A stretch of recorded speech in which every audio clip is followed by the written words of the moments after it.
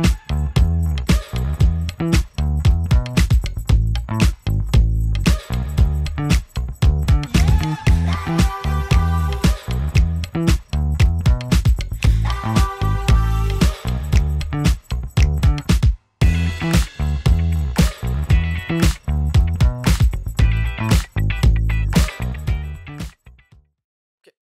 Du coup, on va commencer cette conférence sur WordPress. Donc du coup, je voulais commencer par mettre les points sur les i. Qui ici pense en fait WordPress, c'est de la merde? Donc ça fait quand même un certain nombre, mais bon. Et en fait, ce que je voulais surtout faire, en fait, c'est un parallèle en fait avec cette autre citation. Je ne sais pas si vous connaissez Graphicart, mais en fait, c'est quelqu'un qui est assez connu dans la communauté française. Et du coup, en fait, il avait utilisé justement cette formule pour attirer les personnes qui étaient sceptiques par rapport à PHP, pour leur montrer que dans la version 7, en fait, on avait beaucoup plus de fonctionnalités et qu'on était assez loin en fait de ce qu'on avait à l'époque de PHP 5. Et donc du coup, en fait, ce qui est, assez important pour, WordPress, c'est de comprendre qu'en fait, WordPress et PHP, ils partagent les mêmes mots, mais presque en fait pour les mêmes raisons. Et c'est pour ça que j'aime bien dire qu'en fait, WordPress, c'est la quintessence en fait des projets PHP, tout simplement parce que ils ont les mêmes problèmes. Hop, et pour les mêmes raisons. Et pour comprendre ces problèmes, en fait, il va falloir regarder cette frise et voir en fait où se situe la naissance de WordPress. En fait, WordPress, ça se situe au tout début, tout simplement, de, la vie de WordPress, de la vie de PHP. Et donc du coup, eh ben, c'est, un moment où la communauté était encore faite d'amateurs et d'amatrices qui ont fait des choix et ces choix, en fait, étaient pas forcément optimaux. Ce qui a fait que, aujourd'hui, en fait, on est encore obligé de tenter de les rattraper. Et du coup, ce que vous pouvez voir aussi dans l'autre côté de la frise, c'est que, du coup, toutes les technologies, qui ont fait qu'aujourd'hui, on a fait en sorte d'avoir un environnement PHP, désolé, qui est professionnel, en fait, elles sont apparues après WordPress et donc du coup, elles n'ont pas forcément la dette technique que, PHP et WordPress ont et qui font, en fait, un peu défaut à leur réputation. Et il y a quelque chose d'encore plus important, en fait, sur, la les problèmes et les points communs, en fait, de WordPress et de PHP. C'est le fait qu'ils aient la liberté, en fait, au cœur, de leurs valeurs. En fait, ça permet aux développeurs, effectivement, de faire le meilleur, mais ça permet aussi aux développeurs de faire le pire. Et donc, du coup, nous, en tant que développeurs, en fait, quand on va développer, ce qui va nous marquer, c'est pas souvent, en fait, le joli code, mais ça va plutôt être le code qui est mauvais, où on va passer des heures et où on va s'arracher les cheveux et où donc du coup, en fait, petit à petit, on va créer un ressentiment. Et en fait, maintenant qu'on a compris un peu d'où vient, la mauvaise réputation de WordPress, on peut se poser la question: WordPress, c'est quoi? Parce que tout simplement, je vous ai pas encore parlé de ce qu'était WordPress. WordPress, en fait, c'est un système qui va mettre l'utilisateur final, donc du coup, l'utilisateur qui utilise l'interface, en avant. Il va pouvoir faire tout sur son site web pour justement le manipuler. Et en fait, il y a des raisons à ça. Et pour comprendre ça, en fait, il faut comprendre la vision de WordPress. Et pour ça, tout simplement, je vais faire une petite métaphore. Et si un site web était une voiture, qu'est-ce que serait un site avec Symfony? Qu'est-ce que serait un site avec WordPress? Du coup, Symfony, on sera à peu près sur ça, en fait. Une voiture haut de gamme ou une voiture de course. Donc, du coup, ce qu'il faut retenir, c'est pas forcément que ça fait vroom vroom et que ça va vite, mais plus, en fait, que chaque pièce a été pensée pour répondre à un besoin de l'utilisateur. Et donc, du coup, en fait, on va avoir un tout qui va être cohérent et qui va épouser les besoins, en fait, de l'utilisateur et qui va tout simplement, en fait, lui permettre d'évoluer avec l'utilisateur. La contrepartie de ça, c'est que ça coûte très cher. Et c'est pour ça que de l'autre côté, on a WordPress. WordPress, si ça devait être une voiture, ça serait en fait une Fiat ou une Clio. Et en fait, bon, ça peut pas paraître très très intéressant à première vue, mais en fait, il y a une idée derrière. Quand on regarde dans la rue, en fait, tout le monde n'a pas de Ferrari. En fait, la plupart des gens, ils ont une voiture normale. Et en fait, c'est parce que ça doit être accessible, en fait. Et c'est exactement l'idée derrière WordPress. Rendre la création de sites web accessible pour que le plus grand nombre, en fait, ait un site web. Et donc, du coup, pour ça, WordPress va utiliser plusieurs leviers. Le premier levier, ça va être la simplicité. D'où l'interface CMS, Content Management System, qui met en fait l'utilisateur final au centre et non le développeur comme un framework Symfony ou Laravel. Et du coup, on va aussi avoir un deuxième levier qui va être le coût et qui, encore une fois, euh, désolé, va en fait tout simplement être réduit en justement utilisant certains stratagèmes. Et c'est ce qu'on peut voir en fait avec l'architecture de WordPress. WordPress, par défaut, en fait, ça va être juste un bloc qui va vous permettre de faire un blog. Pourquoi est-ce que c'est un blog qui a été choisi? C'est parce que la plupart des sites aujourd'hui, ils ont besoin de faire du SEO. Et le meilleur outil pour faire du SEO, c'est le blog. Et ensuite, ce qui va être possible de faire, en fait, c'est de rajouter des petites extensions qui vont, en fait, permettre soit d'ajouter des fonctionnalités à WordPress, soit modifier le comportement de WordPress. Et aussi, du coup, de modifier, en fait, le visuel de WordPress, à quoi ressemble WordPress. Et du coup, c'est d'abord à ces premières extensions qu'on va s'intéresser. Elles s'appellent les thèmes, et du coup, elles permettent, en fait, de changer le visuel d'un site. Je ne sais pas si vous le savez, mais en fait, WordPress, c'est presque un site sur deux sur le web. Et pourtant, en fait, on n'a aucun site qui se ressemble. Et ça, en fait, c'est grâce aux thèmes. C'est les thèmes qui permettent d'avoir un visuel différent pour chaque instance de WordPress. Mais du coup, on va pas s'intéresser plus profondément en fait dans ce talk à WordPress parce que désolé, au thème, parce qu'en fait, on a une mise à jour de WordPress, le FSE ou Gutenberg, qui permet en fait de se passer encore plus du développeur. En fait, maintenant, on peut avec une interface de drag and drop juste en fait créer son propre site et le customiser. Nous, ce à quoi on va s'intéresser, en fait, c'est les plugins. Les plugins, ça permet surtout, en fait, de gérer la logique de WordPress, ajouter des fonctionnalités, modifier le comportement de WordPress. Et ce qu'il faut comprendre, en fait, dans la logique de réduction des coûts, c'est que dans un projet WordPress, on va avoir les besoins du client, mais on ne va pas chercher à répondre directement en implémentant tous les besoins du client. Ce qu'on va chercher d'abord, c'est à séparer les besoins un peu génériques du client des besoins spécifiques. En fait, les besoins génériques, comment on va les trouver? Bah, tout simplement, on va les trouver avec la liste qu'on a en fait en arrière-plan sur ce slide, qui va en fait nous permettre de voir en fait les plugins qui sont les plus utilisés sur WordPress. Notamment, on a WooCommerce qui fait de l'e-commerce, Gravity Form qui permet de créer des formulaires, ainsi de suite. Et en fait, tous ces besoins qui sont un peu génériques pour l'utilisateur, on va tenter du coup de les satisfaire avec des plugins qui sont déjà implémentés. Et en fait, ça marche assez simplement. Au lieu, de développer en fait un plugin pour chaque utilisateur, on va simplement mutualiser le développement. Pour Do et Rocket, en fait, l'entreprise où je travaille, eh ben, on fait ça, au lieu d'aller faire du coup, rectifier tous les problèmes de performance sur chacun des sites de chaque client, ce qu'on va faire, c'est simplement qu'on va leur donner une brique de code, le plugin, qui va être installé sur tous les sites web et qui va en fait, fixer la plupart des problèmes, ceux qui sont en fait, possibles à fixer de façon générique. Et il va rester juste les problèmes où il va falloir en fait avoir une solution qui va être spécifique au site web. Et ça permet, 2 choses en fait. Première chose, ça permet de faire beaucoup plus de choses parce que notre budget, c'est plus le budget du client, c'est le budget de tous nos clients. Et derrière, ça permet une deuxième chose, c'est comme je vous l'ai dit, de réduire les coûts parce qu'en fait, bah, du coup, le coût du développement va être divisé par tous nos utilisateurs. Et par exemple, pour WP Rocket, on a 4 millions de sites web qui utilisent le plugin. Donc, du coup, le coût est quand même pas mal lissé. Et du coup, on va rester en fait avec des besoins spécifiques. Et c'est là vraiment en tant que développeur que pour nous, en fait, ça va commencer. Tout ce dont j'ai parlé avant, en fait, c'est vraiment quelque chose qui pourrait être fait par un intégrateur, une intégratrice, ou même un ou une chef de projet, en fait. Et du coup, en tant que développeur, je vous conseille pas d'aller là-dedans parce que c'est quelque chose qui va être vraiment différent de votre métier de développeur PHP, donc du coup Symfony ou Laravel. Mais du coup, ce qui va être plus proche, de ce que vous faites au jour le jour, ça va être en fait ce sur quoi on va aller. Et pour ça, en fait, je vous propose tout simplement de créer votre premier plugin ensemble.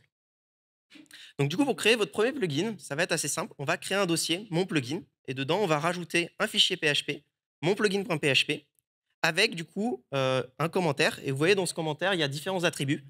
Mais le plus important, c'est plugin name, le nom de mon plugin. C'est le seul qui est obligatoire.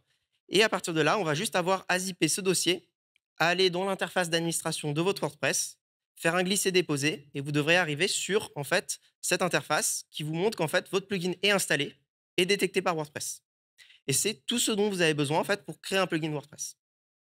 Après, vous allez peut-être me tomber dessus sur le fait que là, le plugin ne sert à rien. En fait, sa seule utilité, c'est d'afficher qu'il existe. Et pour en fait, du coup, interagir avec WordPress et du coup changer le comportement, on va déjà devoir comprendre en fait comment ça fonctionne. En fait, le corps de WordPress, ce qu'il va faire, c'est qu'il va nous offrir des événements et avec un plugin, on va tout simplement pouvoir s'accrocher sur ces événements pour écrire notre propre logique et tout simplement euh, modifier le comportement de WordPress. Donc du coup, le développement de plugins WordPress, en fait, c'est tout simplement un développement qui est basé sur les événements. Quand on vient sur du plus concret, du coup, le code, on s'aperçoit qu'en fait, on a 2 types d'événements et il y a une raison à ça. Donc du coup, d'abord, on a les actions. Les actions, c'est un peu ce à quoi on s'attendrait quand on fait de la programmation orientée événement. Donc du coup, ça va être lancer de la logique en réponse que, tout simplement, de la logique est exécutée. Donc, dans le cas de notre plugin, on va tenter en fait de simplement changer l'URL du sitemap. Par défaut, sur WordPress, ça va être wp sitemap.xml et on va simplement tenter de le changer vers sitemap.xml. Et du coup, c'est la première action, en fait, ça va être simplement à l'initialisation de WordPress. Du coup, c'est pour ça qu'on le met sur l'action init. On va simplement ajouter une règle dans le htaccess qui va rediriger l'URL sitemap vers l'URL un peu plus dégueu de WordPress, qui est la vraie URL de sitemap pour WordPress. Et du coup, c'est à peu près tout ce dont on a besoin en fait dans nos actions. Ensuite, le second type d'événement, en fait, c'est les filtres. Les filtres, ils sont là pour régler un problème. Dans tous vos projets PHP, vous avez souvent eu des choix à faire pour le développeur. Et ces choix, en fait, ils ont été retranscrits en fait sous la forme de configuration. Et en fait, les filtres, c'est tout simplement un moyen pour WordPress de ne pas vous imposer les choix qu'ont fait les développeurs du corps de WordPress et vous permettre tout simplement de manipuler ces configurations. Et du coup, dans notre plugin, ce qu'on va faire, c'est tout simplement, on va changer l'URL du sitemap qui est utilisé dans le corps.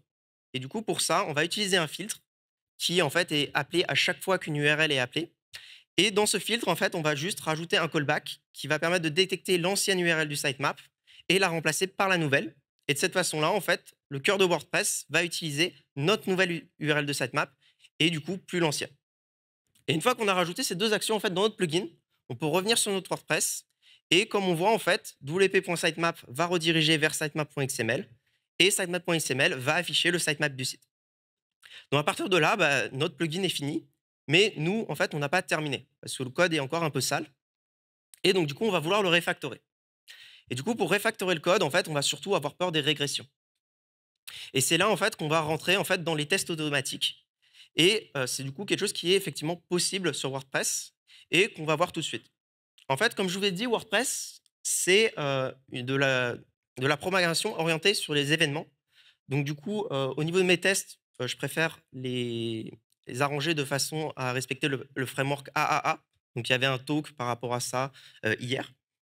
Mais du coup, c'est simplement, on initialise un état initial, on lance la logique à tester et on vérifie que l'état final est bien celui qu'on veut. Et en fait, dans WordPress, dans tous nos tests, en fait, ce qu'on va faire, c'est simplement lancer des événements. D'abord pour créer l'état initial dans la partie arrange. Ensuite, pour lancer notre logique à tester. Et enfin, pour vérifier en fait qu'on est bien sur l'état final de WordPress sur lequel on s'attend. Et donc, du coup, une fois qu'on a fait nos test cases, en fait, on va devoir les lancer. Et pour les lancer, en fait, il y a un outil qui va venir à notre rescousse. Cet outil, en fait, il s'appelle wp-inf. Et ce qu'il va permettre, c'est simplement, en une commande, donc du coup npx @wordpress.env start, de tout simplement nous créer un environnement de test pour WordPress qui va déjà avoir presque tout installé et qui va nous permettre en fait de lancer nos tests automatiques. C'est important de noter d'ailleurs que pour lancer la commande, il faut juste la lancer dans le dossier du plugin et après il détectera si c'est un plugin, si c'est un thème ou si vous êtes en fait dans une installation de WordPress. Hop. Et en fait, du coup, la dernière étape qu'on va avoir, c'est simplement de relier en fait ces scripts qui permettent de contrôler WordPress à PHP Unit. Et donc, du coup, pour ça, on a énormément de librairies. Elles sont tout aussi bien. Mais du coup, j'ai préféré utiliser la librairie qu'on utilise en interne. Du coup, c'est la librairie de WP Media, la boîte où je travaille. Et vous pouvez voir qu'en fait, en quelques constantes en fait, dans le Bootstrap, on peut relier les deux et on peut avoir des tests qui tournent. Maintenant, on va revenir en fait à notre premier plugin. Et donc du coup, je vous ai mis là en fait, à quoi ressemblent en fait les tests de la fonction de filtre de notre, plugin WordPress. Et donc vous pouvez voir effectivement, ça respecte bien le framework AAA. Donc on a l'initialisation, vu qu'on en fait, on c'est pas très, très important l'état initial, on n'initialise pas l'état initial de WordPress, mais derrière après on a bien la logique qu'on lance pour exécuter et après on vérifie bien que ce qui est retourné est bien l'état, dans lequel on attend. Je vous ai pas mis, les fonctions en fait pour tester en fait les actions, parce que du coup c'était plus une question de place. Mais du coup maintenant qu'on a nos tests en fait, on va pouvoir commencer à parler de refactoring. Et donc du coup pour parler de refactoring, ce que je vais faire, c'est que d'abord, je vais vous présenter un peu les notions qu'on va utiliser, puis après je vais vous expliquer comment on va les mettre ensemble pour avoir un tout cohérent. Donc du coup, la première leçon, quand je vous ai parlé de en fait, d'événements, je pense que c'est une notion que la plupart d'entre vous ont d'utilité, c'est en fait les subscribers. En fait, les subscribers, ça va nous permettre plusieurs choses. D'abord, ça va nous permettre de délier, la logique de WordPress de notre logique métier. Et après, derrière, ça va aussi nous permettre de tomber en fait sur un pattern qui va être tout simplement le subscriber. C'est un pattern qui est assez connu en dehors de WordPress. Et donc, du coup, en fait, ça permet aussi de nous désenclaver un peu, en fait, de la façon de faire de WordPress pour certaines choses. Ensuite, la deuxième notion, c'est l'inversion de dépendance. Donc, du coup, l'inversion de dépendance, c'est utile dans pas mal de cas. Mais ce qui est important de retenir sur WordPress, c'est que WordPress est assez permissif dans justement l'installation des librairies. Et vous pourrez installer la librairie que vous voulez en fait sur WordPress. Le seul truc, c'est que si vous voulez installer une librairie que vous n'avez pas développée, vous allez devoir utiliser Composer.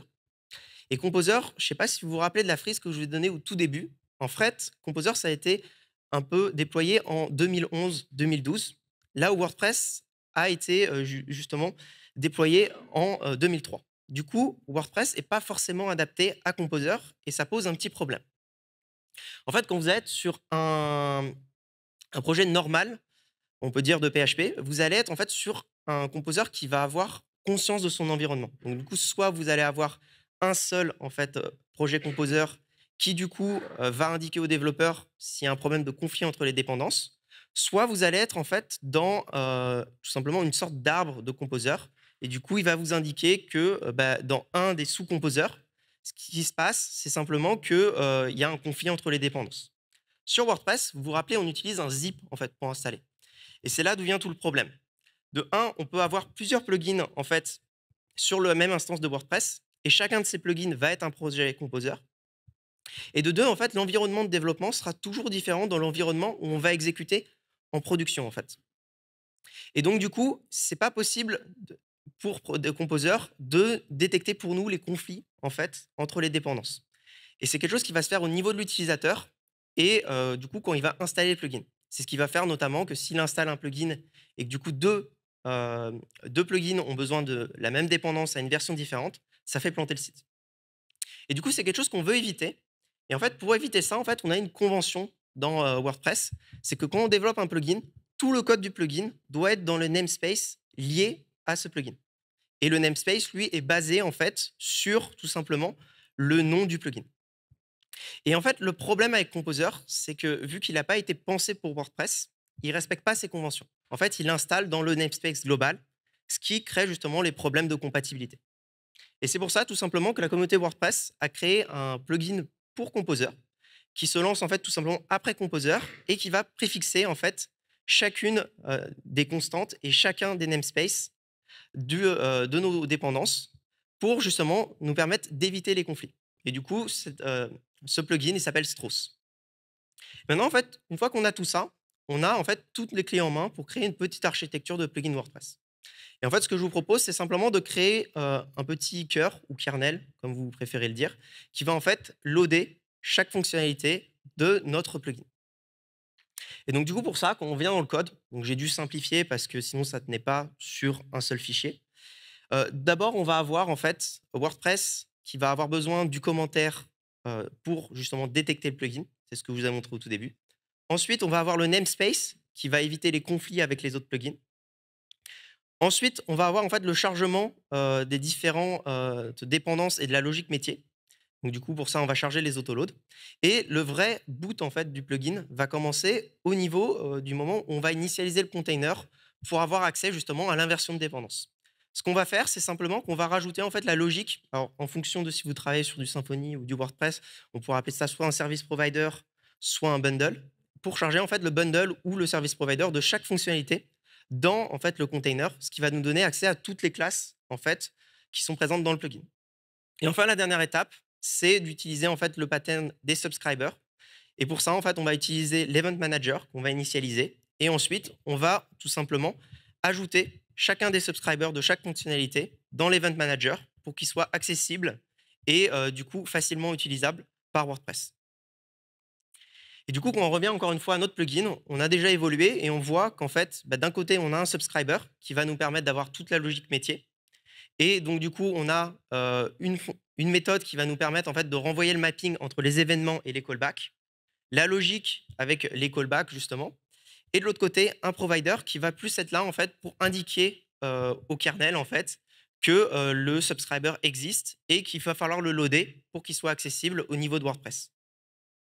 Maintenant, il y a un problème avec ça en fait, c'est que si vous ouvrez n'importe quel plugin en fait de WordPress, vous n'allez pas forcément tomber là-dessus. Donc il y a beaucoup de raisons qui font que, effectivement, vous n'allez pas tomber sur ce genre de plugin. Mais, du coup, il y a des raisons où on a des leviers et il y a des raisons où on n'en a pas. Et du coup, c'est pour ça, en fait, que, personnellement, je me suis lancé sur le développement d'un petit framework open source qui, justement, tente de rendre plus accessibles, en fait, ces bonnes pratiques aux développeurs de la communauté WordPress. Parce qu'en fait, vous allez voir, les plus gros problèmes qu'on a, dans la communauté WordPress, c'est que, on a, des gros acteurs, si je peux me permettre, qui en fait vont justement avoir du code bien développé, du code professionnel et de l'autre côté, on va avoir toute une myriade de, petits développeurs freelance qui vont en fait pas justement avoir accès, à ces bonnes pratiques et qui vont du coup pas pouvoir se lancer. Et du coup, pour ça, en fait, pour créer ce framework, je me suis inspiré en fait de, techniques qui marchaient en fait dans d'autres communautés PHP et que tout simplement j'ai tenté de réappliquer dans, la communauté WordPress. Donc du coup, par exemple, la première chose, c'est qu'aujourd'hui sur WordPress, on a énormément de boilerplates. Le problème avec ces boilerplates, c'est tout simplement que on n'a, pas un seul boilerplate qui est à jour et qui a en fait du code propre à l'intérieur du boilerplate. Donc du coup, la première résolution, du premier problème où on a un levier, c'était tout simplement de fournir quelque chose qui est une base à peu près saine. Donc j'ai dû le faire en 2 étapes par rapport à un projet Laravel ou Symfony, tout simplement parce qu'on a une petite particularité dont je vous ai parlé dans WordPress, c'est que chaque projet en fait doit avoir son propre namespace. Donc du coup, on a une première étape où on initialise le projet Composer, puis une deuxième étape où en fait on initialise plus, le plugin en fait en lui donnant un namespace qui va être basé en fait sur le nom qu'on veut donner au plugin. Ensuite, le deuxième problème qu'on a, c'est qu'on parle de beaucoup de notions qui sont assez complexes. Je ne sais pas si vous vous rappelez quand vous étiez débutant, quand vous avez commencé à travailler soit sur Laravel, soit sur Symfony, vous connaissiez pas tout ce qu'il y avait en fait derrière sur Symfony. Aujourd'hui, quand on veut travailler et qu'on veut travailler sur des bases propres sur WordPress, en fait, soit on va être dans une grosse compagnie, soit en fait, ça va être quelque chose qui va être bloquant pour les nouveaux entrants.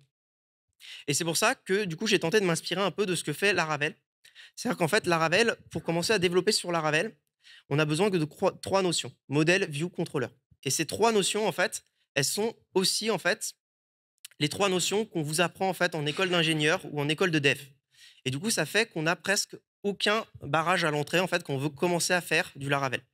C'est pour ça, du coup, que j'ai tenté de reprendre, en fait, des notions connues qui s'adaptaient un peu plus, en fait, à du WordPress. Parce que le modèle view controller, ça s'adapte pas franchement, au code qu'on a dans WordPress. Et que je suis plutôt parti, en fait, sur un pattern qui était connu, qui est le subscriber. Et du coup, le service provider, qui est, en fait, quelque chose qui est pas mal utilisé dans Laravel et qui est aussi, en fait, pas mal utilisé dans Symfony, mais il est nommé juste différemment. Et donc du coup, quand on peut voir en fait, quand un développeur va commencer à développer, sur Launchpad, il va juste avoir besoin de connaître 2 notions et après, justement, c'est la slide suivante, il va pouvoir progresser. La, la vraie valeur en fait de Laravel pour moi, c'est vraiment sa documentation et le fait que quand on commence à être un développeur en Laravel, on entre en tant que débutant, mais grâce à la documentation, en fait, on va pouvoir en sortir en tant qu'expert. Et du coup, en fait, c'est un peu ça qu'on a tenté en fait de reproduire sur la documentation, en faisant en fait une documentation où effectivement on peut commencer, à travailler avec l'outil sans avoir besoin de tout maîtriser et après petit à petit en mettant des liens en fait entre les différentes catégories de la documentation, permettre à l'utilisateur de progresser et au lieu d'avoir en fait un mur à l'entrée, plus d'avoir une courbe de progression linéaire qui permet à l'utilisateur du coup de progresser sans vraiment, avoir de pain points. Et du coup, la deuxième chose qu'on a mis en place sur la documentation, en fait, c'est, mettre en place les notions de bonnes pratiques. En fait, quand on regarde la documentation WordPress, la documentation WordPress, sur certains points, en fait, va nous avancer, notamment tout ce qui va être, les standards de code et du coup, le linting. Mais tout ce qui va être l'architecture, il va rien avoir. Et donc du coup, c'est pour ça qu'on a décidé de mettre des notions qui n'ont pas forcément rapport avec le framework, mais du coup, qui ont rapport plus aux façons de bien faire dans WordPress pour que ça soit accessible et que du coup, les utilisateurs aient pas à chercher à droite, à gauche ces notions. Et donc du coup, quand on revient en fait sur, la syntaxe qu'on avait au début de notre plugin et qu'on la compare maintenant avec la syntaxe qu'on a aujourd'hui avec Launchpad, on peut voir simplement qu'on a eu une évolution de la syntaxe. Une évolution en fait, du coup, on a une évolution de la syntaxe, une évolution en fait qui fait que petit à petit en fait, WordPress se professionnalise. Et en fait, c'est à peu près sur ça en fait que je voulais conclure. C'est sur cette frise en fait qui fait écho en fait à l'évolution de PHP et à la professionnalisation de PHP. Et où on voit en fait que WordPress, certes, il a du retard, il a 10 ans de retard, mais en fait, petit à petit, en fait, il avance et il acquiert les technologies pour aller dans la même direction en fait que la communauté PHP. Et du coup, c'est à peu près là que je m'arrête du coup, sur la notion qu'en fait, WordPress effectivement, a enfin, effectivement, WordPress avant, c'était, pas forcément joli, joli et c'était un peu sectaire et petit à petit, en fait, il y a pas mal d'initiatives, en fait, dans, WordPress qui font que, du coup, petit à petit, on s'avance et la communauté commence à se professionnaliser et commence, en fait, à devenir, tout simplement à se rapprocher, en fait, de la communauté WordPress. C'est à peu près tout pour moi. Merci.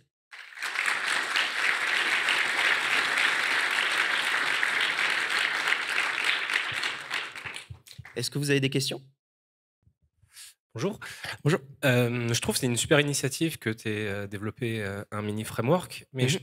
je pense que ça serait plutôt à WordPress de le faire, en fait, de pousser une architecture, parce que ça peut prendre évidemment ton projet, je ne sais pas à quel point il a pris ou pas, mais voilà, il faudrait que ça vienne de WordPress pour vraiment qu'il y ait une professionnalisation des plugins, quoi. Ouais, en fait, tout ce qui va être les évolutions, de WordPress, ça vient pas souvent, en fait, de WordPress, le projet en lui-même et par exemple, je peux prendre l'exemple de WP CLI, je sais pas si tu connais?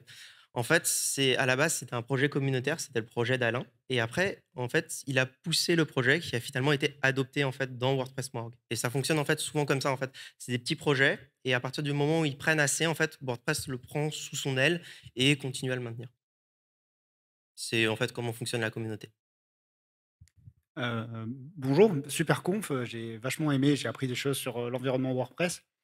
Moi, c'est, Mmh mh. thème plutôt de une opinion, Mmh. mais qu'est-ce que tu en penses, des fois, enfin moi je lis de temps en temps ce qui se passe sur WordPress, bon, bah, Cordef, PHP, ne pas casser WordPress, c'est quand même, important, Mmh.